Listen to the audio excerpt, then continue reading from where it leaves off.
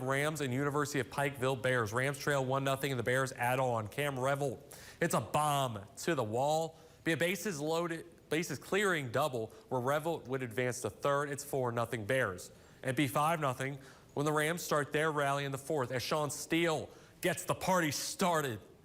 Well, you can just kiss that one goodbye. That's a 3-run bomb to left. Rams make it 5-3.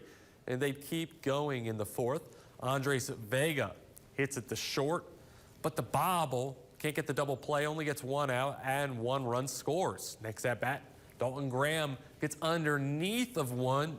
Looks good for a hit, but Tyler Freeze makes the leaping grab to save any more damage. Sac fly ties it up 5-5, but to the top of the fifth. First pitch for Noah Helton is out of here. Pikeville leads 6-5, and in a scoring onslaught, Bluefield falls in game one, 13-11.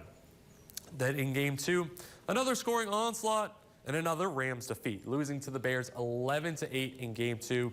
Rams now on a 5-game skid.